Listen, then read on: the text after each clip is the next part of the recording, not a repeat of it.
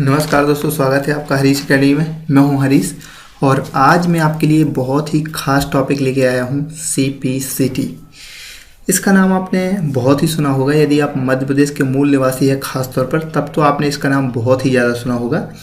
तो आज हम इसके बारे में समझेंगे कि CPCT है क्या, और आज मैं आपको शुरू से लेकर लास्ट तक बहुत ही इम्पोर्टेंट जानकारी देने वाला हूं इसके बारे में। जैसे कि CPCT है क्या, CPCT परीक्षा कब होती है, कितने बार दे सकते हैं हम, इसकी योग्यता क्या होती है, इसका सिलेबस क्या होता है, पास कितने नंबर या कितने परसेंट प्राप्त करने पर होते हैं, टाइपिंग किस फॉन्ट में करते हैं, उस फॉन्ट को इंस्टॉल कैसे करते हैं, टेस्ट कैसे देते हैं, तो टेस्ट देते समय क्या क्या सावधानियां रखनी चाहिए, इन सब तमाम बातों की जानकारी मैं देने जा रहा हूं। तो आप जाइएगा नहीं कहीं, आप इस वीडियो को शुरू से लेकर लास्ट तक कंटिन्यू सुनिए और देखिए। आपको पूरा इसका पूरा नॉलेज प्राप्त हो जाएगा और आप किसी भी कंप्यूटर में कॉन्फ़िगर कर सकते हैं और टाइपिंग टेस्ट दे सकते हैं। और इसके साथ मैं ये भी बताने वाला हूँ कि हम अपनी टाइपिंग स्पीड को कैसे बढ़ा सकते हैं।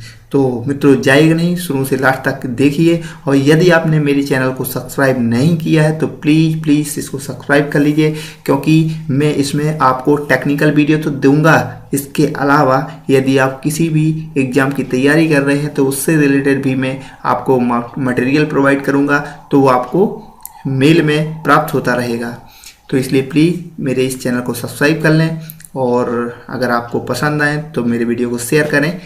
तो आइए शुरू करते हैं।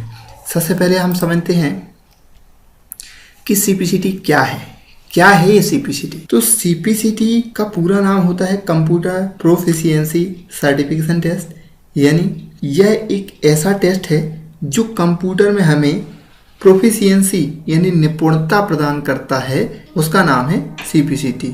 अर्थात यदि हम यह टेस्ट पास कर लेते हैं तो इसका सर्टिफिकेशन प्राप्त हो जाता है हमें कि हमें कंप्यूटर का ज्ञान है।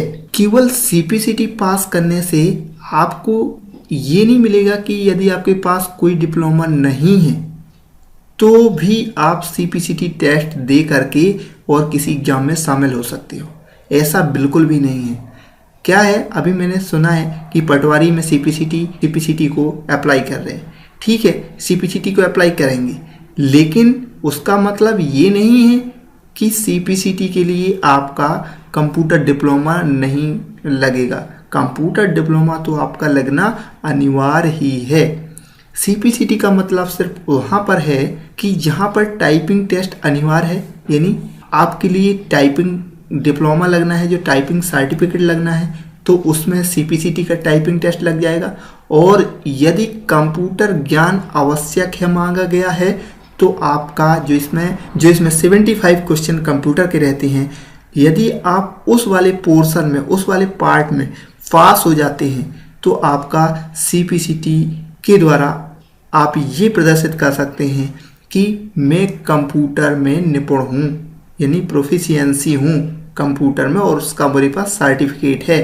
तो आप इसको कंप्यूटर के तौर पर वहाँ अप्लाई कर सकते हैं जहाँ पर ये कहा गया हो कि कंप्यूटर ज्ञान होना आवश्यक है, तो वहाँ पर आप इसको अप्लाई कर सकते हैं। इसमें एक्चुअली में दो पार्ट हैं, एक तो कंप्यूटर वाला पार्ट और दूसरा है टाइपिंग वाला पार्ट। यदि आपको कंप्यूटर में चाहिए तो आपको कंप्यूटर वाले पार्ट में पास होना कंपलसरी है। यदि आपको टाइपिंग के लिए चाहिए तो आपको टाइपिंग में पास होना जरूरी है। आपको दोनों के लिए चाहिए तो दोनों में पास होना जरूरी है। अब आपकी कैपेबिलिटी पर डिपेंड करता है कि आप किस पोर्शन में पास हुए हैं। जो ये टेस्ट है वो MAPIT यानी Madhya Pradesh agency for promotion of information के द्वारा लिया जाता है, और यह मध्य प्रदेश सरकार की एक संस्था है जो मध्य प्रदेश में सूचना प्रौद्योगिकी के विकास के लिए लगातार कार्य कर रही है, और खासकर सरकारी विभागों, संस्थाओं व नागरिकों को इलेक्ट्रॉनिक माध्यम से सेवाएं प्रदान कर रही है। तो इस प्रकार से हमने समझा। अब हम बात करते हैं कि अभी तक क्या प्रावधान था। तो अभी तक ये प्रावधान था कि जो DPIP थी, एक संस्था थी, उसी प्रकार से जिस प्रकार से अभी CPCT आ गई है, उसी प्रकार से एक DPIP संस्था थी। वो क्या करती थी, वो आपको टाइपराइटर पर टाइपिंग का प्रमाण पत्र प्रदान करती थी। क्योंकि अब टाइपराइटर का अस्तित्व खत्म हो गया है, क्योंकि सभी दफ्तरों, सभी कार्यालयों, सभी ऑफिसों में कंप्यूटर टाइपिंग का उपयोग हो रहा है और टाइपराइटर का उपयोग ना के बराबर हो गया है। इसलिए मध्य प्रदेश सरकार ने जो पुराना DPIP से सर्टिफिकेशन होता था टाइपिंग का, उसको हटा करके और नया टाइपिंग टेस्ट CPCT चालू किया है। तो इसमें उन्होंने कंप्यूटर का भी प्रावधान रख दिया है, ताकि कंप्यूटर में यदि आपकी निपुणता है तो आप इस टेस्ट को पास करें। ओके, इसके बाद CPCT परीक्षा कब कब होती है? तो CPCT जनरली हर 2 माह के बाद होती है। ओके, और एक बार यदि आप CPCT दे देते हैं, यानी आपने, वैसे तो ये CPCT एग्ज़ाम हर 2 माह में होती है, लेकिन यदि आपने एक बार CPCT का एग्ज़ाम दे दिया तो आप अगले 6 माह के बाद ही CPCT एग्ज़ाम दे पाएंगे। इसलिए मेरी राय आपसे ये है कि पहले आप अच्छी प्रैक्टिस कर लें, उसके मॉक टेस्ट लगा लें, और इसके बाद जब आप परफेक्ट हो जाएं, आपकी टाइपिंग स्पीड क्लियर आ जाए, हिंदी में 20 के ऊपर आए और इंग्लिश में 30 के ऊपर आए, तो ही आप परीक्षा फॉर्म भरें और इसके बाद अप्लाई करें। क्योंकि यदि आपने परीक्षा फॉर्म भर दिया, इसके बाद फिर आपको 6 माह तक कोई चांस नहीं दिया जाएगा, आपको फॉर्म भरने को नहीं मिलेगा। इसलिए पहले आप परफेक्ट हो जाएं और इसके बाद भले 4 माह बाद दें, लेकिन दें तो उसी में आप क्लियर हो जाएं। और जो ये टेस्ट है वो आपका 2 साल तक, इसका जो स्कोर कार्ड है वो आपको 2 साल तक मान्य होगा। इसके बाद 2 साल बाद आपको पुनः CPCT परीक्षा देनी होगी।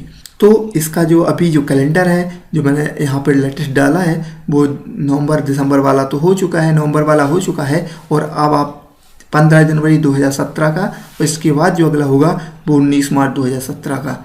तो ये 2 CPCT एग्ज़ाम अभी कंडक्ट होने हैं, तो आप इनमें से किसी पर भी अप्लाई कर सकते हैं। अब हम अभी देखेंगे कि परीक्षा फॉर्म कैसे, या CPCT का फॉर्म कैसे भरते हैं। सबसे पहले देखते हैं CPCT के लिए योग्यता और डॉक्यूमेंट। तो CPCT के लिए योग्यता क्या है? इसके लिए आप 18 साल उम्र पूर्ण कर चुके हों और आप 12वीं पास कर चुके हों, तो ये जनरली सभी के पास होती हैं। इसके बाद इसमें डॉक्यूमेंट क्या क्या लगने हैं? तो इसमें एक फ़ोटो लगेगी आपकी, आपके सिग्नेचर लगेंगे और हाई सेकेंडरी की मार्कशीट लगेगी। तो इनको आप रिसाइज कर लें, फ़ोटो को 80 KB की कर लें और सिग्नेचर को 80 KB की कर लें, यदि आप घर से भर रहे हो, यानी अपने लैपटॉप से भर रहे हो। और हाई सेकेंडरी की जो मार्कशीट है वो 150 KB की कर लें। तो यदि आपको रिसाइज करना नहीं आता तो आप प्लीज़ मेरे चैनल पर जाएं और वहाँ पर resize photo, image, signature, document, इसके लिए एक वीडियो डाला हुआ है, आप उसको देख लें और सिंपली एक छोटा सा सॉफ्टवेयर है, उसकी सहायता से आप उसको रिसाइज कर सकते हैं और ये आपका हमेशा के लिए प्रॉब्लम दूर हो जाएगी। इसके बाद देखते हैं CPCT परीक्षा का परीक्षा फॉर्म कैसे भरें। मित्रों, CPCT का जो परीक्षा फॉर्म भरना होता है आपको, तो वो एक उसका टाइम होता है जब वो ओपन होता है। इसके बाद आप जब उसका फॉर्म क्लोज होता है तब नहीं भर सकते, और जब एक निश्चित डेट से निश्चित डेट तक फॉर्म भरा जाता है, उस डेट में आपको फॉर्म भरना होता है। मैं अभी बता रहा हूँ आपको कि परीक्षा फॉर्म कैसे भरते हैं। इसके लिए आप सबसे पहले गूगल खोल लीजिए, गूगल में CPCT टाइप कर दीजिए और एंटर कर दीजिए। आपको पहली लिंक मिलेगी, इस पर क्लिक कर दें। क्लिक करने से आप नई विंडो में पहुंच जाएंगे और यहाँ पर आपको बहुत सारे ऑप्शन हैं। आप यहाँ से हिंदी में कर सकते हैं और यहाँ से इंग्लिश में कर सकते हैं, जो आपकी इच्छा अनुसार। और यहाँ पे बहुत सारी इन्फॉर्मेशन है, ये कि CPCT क्या है, कौन दे सकता है, बहुत सारी इन्फॉर्मेशन आपको यहाँ पर जाने से ही पता चल जाएंगी। और इसका जो परीक्षा शुल्क है वो 660 रुपये है, मात्र 660 रुपये में आप इसको परीक्षा फॉर्म भर सकते हैं। और यदि आप घर पे टाइपिंग कर लें तो आप कहीं पर भी जाने की ज़रूरत नहीं है, और मात्र 660 रुपये में फॉर्म भर कर और आप इसका एग्ज़ाम दे सकते हैं। इसके बाद जो इसका यहाँ पे दिया है पंजीयन के लिए आवेदन, तो पंजीयन के लिए आवेदन कर सकते हैं। और यहाँ पे लिखा मौजूदा यूजर, यदि आपने पहले कभी एग्ज़ाम दिया है तो आप यहाँ से पुनः अप्लाई कर सकते हैं। और जैसा कि मैंने बताया कि यदि आपने अभी एग्ज़ाम दिया है तो आप 6 माह तक कोई एग्ज़ाम नहीं दे सकते CPCT का, इसलिए। और यदि आप नए यूजर हैं तो अभी पंजीयन करें और यहाँ से आप न्यू रजिस्ट्रेशन करा सकते हैं। इस पर क्लिक करेंगे तो आपको एक नया फॉर्म खुलेगा और यहाँ पे जैसा कि यदि आप यहाँ पे फॉर्म खुलेगा। यहाँ पे आप अपनी इच्छा अनुसार इन्फॉर्मेशन भरेंगे और अपने फ़ोटो, सिग्नेचर और 10th मार्कशीट को अपलोड कर देंगे। अपलोड करने के बाद इसको सेव कर देंगे और इस प्रकार से आपका पूरा फॉर्म भर जाएगा।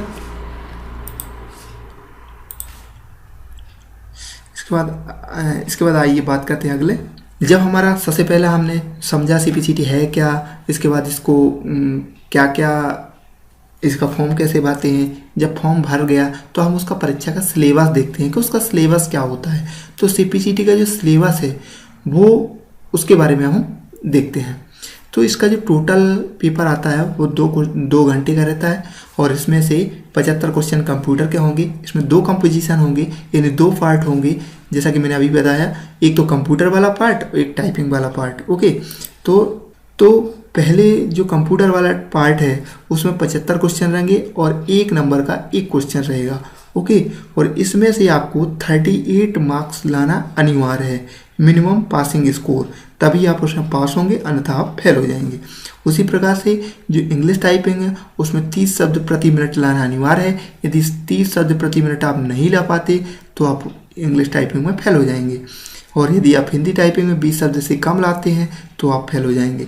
यानी ये मिनिमम स्कोर है, इतना तो आपको लाना ही है। इससे ज़्यादा आप हो जाए तो वेरी गुड, तो उसके अकॉर्डिंग आपकी परसेंटेज बनेगी। यहाँ लिखा हुआ है, यदि आप 50 शब्द प्रति मिनट से ज़्यादा लाते हैं तो आपकी 100% बनेगी।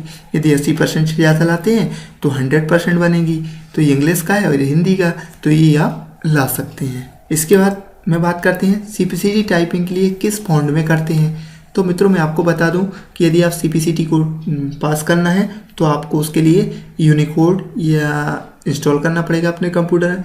यूनिकोड भी बोलते हैं, इंडेक इनपुट भी बोलते हैं, या रेमिंगटन गेल भी बोलते हैं और इनस्क्रिप्ट भी बोलते हैं। तो आपको यूनिकोड को अपने कंप्यूटर में इंस्टॉल करना पड़ेगा। और यदि आप कहीं बाहर जाते हैं तो वैसे ही तो वो सिस्टम में दे देता है, लेकिन यदि आप अपने लैपटॉप में उसको कॉन्फ़िगर करना चाहते हैं तो मैं आपको बता दूं कि अपने सिस्टम पर कैसे यूनिकोड इंस्टॉल करते हैं, कैसे कॉन्फ़िगर करते हैं। बहुत ईजी है, 1 मिनट लगेगा, 2 मिनट में आपको बताता हूँ। जब आप CPCT की मेन साइट पर जाते हैं तो यहाँ सबसे नीचे लिखा है मॉक टेस्ट CPCT। इस पर जब आप क्लिक करेंगे मॉक टेस्ट पर तो यहाँ पर ये नया पेज खोलता है। यहाँ पर सबसे ऊपर ही देखेंगे आप, यहाँ सबसे ऊपर आपको एक लिंक मिलेगी bhashaindia.com। तो यहाँ पर जब इस लिंक पर क्लिक करेंगे, या मेरे डिस्क्रिप्शन में दी है उस पर भी आप क्लिक करके उसको डाउनलोड कर सकते हैं।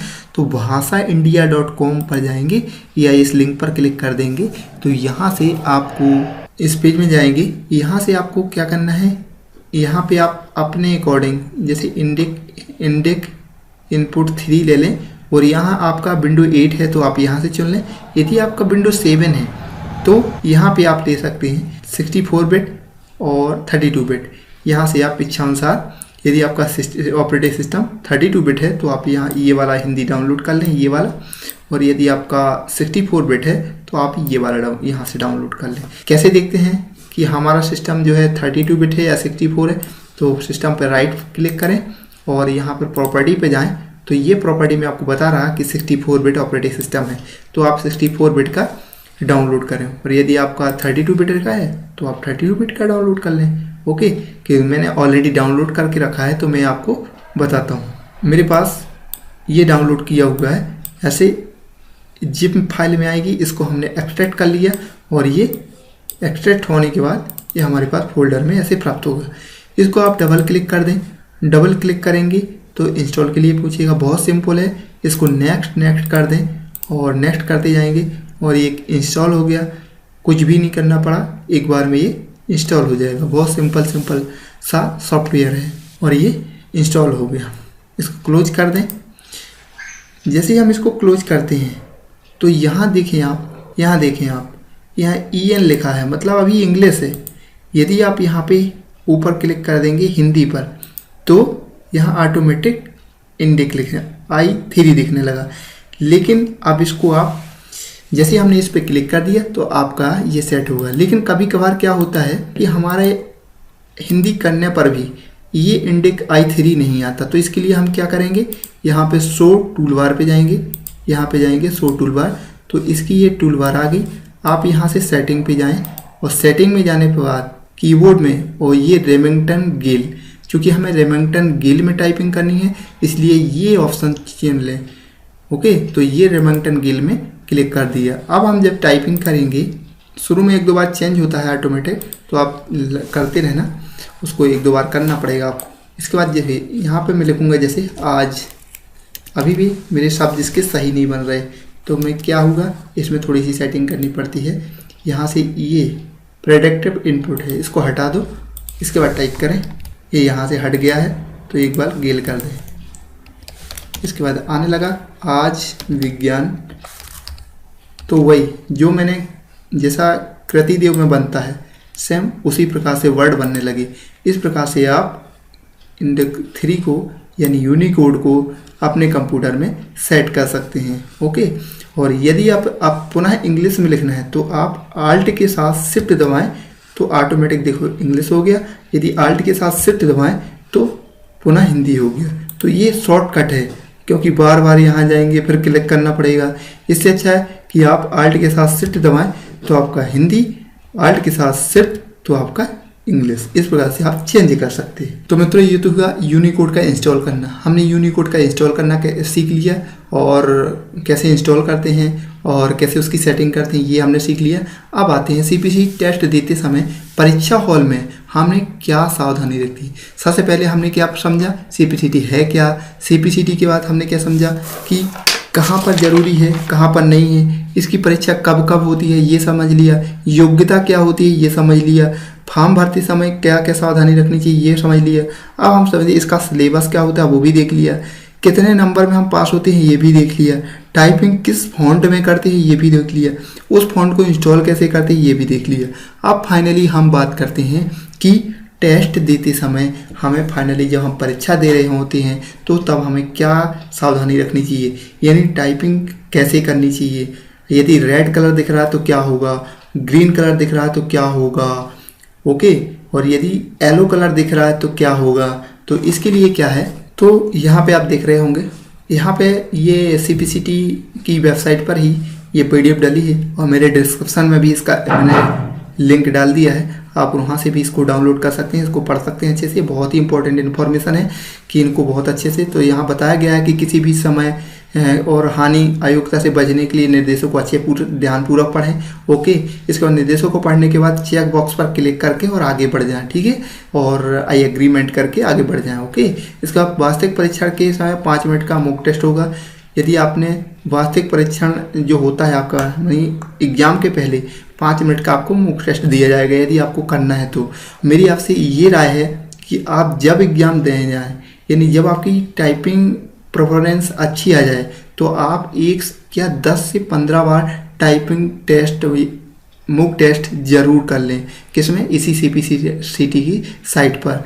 टाइपिंग का मॉक टेस्ट कैसे करते हैं मैं आपको बता दे रहा हूँ। सीपीसीटी टाइपिंग टेस्ट का मॉक टेस्ट देने के लिए सीपीसीटी पर क्लिक करते, यहाँ गूगल पर सर्च करेंगे, वैसे ही सीपीसीटी की साइट पर जाएंगे, सबसे नीचे लिखा है यहाँ मॉक टेस्ट, यहाँ पे क्लिक करेंगे और यहाँ पे कुछ नहीं देखना, सबसे नीचे जाएंगे और इसमें सबसे नीचे जाएंगे और यहाँ पर चेक बॉक्स पर क्लिक कर देंगे और यहाँ प्रोसीड टू मॉक टेस्ट पर क्लिक कर देंगे और आपका ये मॉक टेस्ट चालू हो जाएगा। इसमें आपको यूजर नेम पासवर्ड डालना, लॉगिन कर लेना है, तो आपको इस प्रकार से प्राप्त हो जाएगा। यहाँ पे आपको इंग्लिश में चाहिए या हिंदी में, और ये देख करके और यहाँ ये इंस्ट्रक्शन पढ़ना है और नेक्स्ट कर देना है। यहाँ पे आपको ये चेक बॉक्स पर क्लिक करना है कि आई हैव रीड, तो यहाँ पे हिंदी में आपको चाहिए या इंग्लिश में, तो हिंदी में। इस प्रकार से आप यहाँ से हिंदी इंग्लिश चुन लें और आई बिगनिंग टू रेडी स्टार्ट, और ये इस प्रकार से आपको जब आप इस पर क्लिक करेंगे तो आपका टेस्ट स्टार्ट हो जाएगा। तो इस प्रकार से ये मॉक टेस्ट है। जैसा कि मैंने बताया था कि कंप्यूटर में आपको 5 पोर्शन होंगे, तो यहाँ पर 1 2 3 4 और एक यहाँ पर 5, यानी इसमें फंडामेंटल रहेगा, रीजनिंग रहेगी, कंप्यूटर एप्टीट्यूड रहेगा और जनरल एबिलिटी रीजनिंग रहेगी, और यहाँ पे आपका अवेयरनेस रहेगा यानी करंट अफेयर रहेगा। तो इस प्रकार से आप कंप्यूटर में नए सिलेबस के अकॉर्डिंग 5 पार्ट हो गए हैं। पहले एक ही पार्ट रहता था, यानी केवल 75 क्वेश्चन आते थे कंप्यूटर के, और ये पार्ट उसके डिवाइड नहीं रहते थे। और यहाँ पे आपको हिंदी इंग्लिश टाइपिंग जो और दोनों को पास करना पड़ेगा, तो आप इसको प्रैक्टिस कर लें। ये मुक टेस्ट है, तो काफ़ी जब आपकी प्रैक्टिस हो जाए इसके बाद इसको आप 10 से 15 बार ज़रूर दें। ये बहुत ही आवश्यक है हमारे लिए। तो मैं बता रहा था आपको कि परीक्षा हाल में क्या क्या सावधानी रही। तो 5 मिनट का मॉक टेस्ट मिलेगा आपको, तो अगर आप चाहें तो कर सकते हैं, तो कोई ज़रूरी नहीं है। इसके बाद उस समय पे आप लैंग्वेज बार का सिलेक्ट कर लें कि आपको हिंदी चाहिए इंग्लिश, वो सिलेक्ट कर लें। और इसके बाद आपको वहाँ पे जो आपका सबसे इम्पोर्टेंट चीज़ है कि आपको कीबोर्ड कौन सा सिलेक्ट करना है। तो यहाँ पे आप रेमिंगटन गेल, यदि आप रेमिंगटन गेल जो परीक्षा फॉर्म जब आप भरते हैं तो आपसे पूछा जाता है, जब आप परीक्षा फॉर्म भरते हैं तो आपसे पूछा जाता है कि आप कीबोर्ड कौन सा चयन करेंगे, यानी रेमिंगटन गेल या इनस्क्रिप्ट। तो मेरी आपसे राय है कि यदि आप कृतिदेव टाइपिंग करना चाहते हैं तो आप रेमिंगटन गेल सेलेक्ट करें, और यदि आप चाहते हैं कि हम मैसेज जैसे टाइप करना चाहते हैं या इनस्क्रिप्ट लेना चाहते हो तो वो भी ले सकते हैं। इनस्क्रिप्ट में क्या होता है एक्चुअली कि जैसे आप लिखते हैं राम तो RAM लिखना पड़ेगा, तो यदि आप रेमिंगटन गेल लिखते हैं तो इसमें कृतिदेव में आप जैसे टाइप करते हैं, कृतिदेव होती है जो देवनागरी, तो उस टाइप से फिर आपको लिखना पड़ेगा। तो आप अपने अकॉर्डिंग वो चयन कर सकते हैं जो आपने परीक्षा फॉर्म भरते समय चुना है।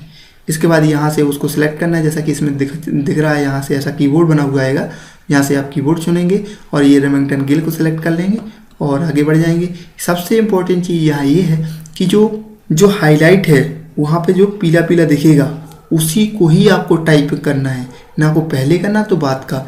जैसे कि यहाँ पर जो हाईलाइट वर्ड होगा उसको आपको टाइप करना है। इसके बाद टाइप करने के बाद यदि वो ग्रीन दिखने लगा यानी आपका सही टाइप हुआ है, यदि रेड दिख रहा यानी वो आपका गलत टाइप हुआ है। तो और इसके बाद कभी कभी क्या होता है कि आप सही टाइप करते हैं फिर भी रेड दिखता है, तो वहाँ पे आप चेक कर लें कि आप डबल स्पेस तो नहीं दे रहे इस प्रकार से जैसा कि यहाँ दिख रहा है आपको। तो ये क्या है कि अगर आप डबल स्पेस दे रहे हैं तो वो गलत मानता है उसको और रेड कलर में दिखाई दे रहा है। तो आप डबल स्पेस को चेक कर लें और उसको आप वापस आके सुधार भी सकते हैं, क्योंकि इतना टाइम रहता नहीं है, इसलिए ये गलती ना हो इसके बारे में विशेष ध्यान रखें। इसके बाद इसमें जो भी आप सुधारना चाहें तो आप सुधार सकते हैं, ऐसा नहीं कि आप सुधार नहीं सकते, सुधार सकते हैं। यदि आपकी टाइपिंग पूर्ण हो गई है तो तुरंत उसे सबमिट कर दें, क्योंकि वही समय आपकी टाइपिंग गति की गणना हेतु उपयोग किया जाएगा। यानी आपका जो गैप रहेगा, नहीं आपका टाइपिंग तो कंप्लीट हो गया और आपके पास समय बच गया, तो ये नहीं कि आप वेट करते रहे सब पर, नहीं, आप उसको सबमिट कर दें। क्योंकि वो अगर आप सबमिट नहीं करेंगे तो आपका जो आना होगा 25 शब्द प्रति मिनट, वो पता चला आपका 20 शब्द प्रति मिनट भी नहीं आया, क्योंकि वो समय जो बीच का आप गैप दे रहे हैं वो इसी में कवर हो जाता है। इसके बाद यदि आप सबमिट नहीं करते तो 15 मिनट बाद वो ऑटोमेटिक सबमिट हो जाएगा। इस प्रकार से मेरी बात यहीं पे मैं अपनी बात को समाप्त करता हूँ। यदि मित्रों आपकी ये इन्फॉर्मेशन आपके काम आई हो या आपको अच्छी लगी हो तो प्लीज़ शेयर करें दोस्तों को, और यदि आपकी कोई भी क्वेरी है तो वो मुझे कमेंट बॉक्स में ज़रूर करें। Thank you.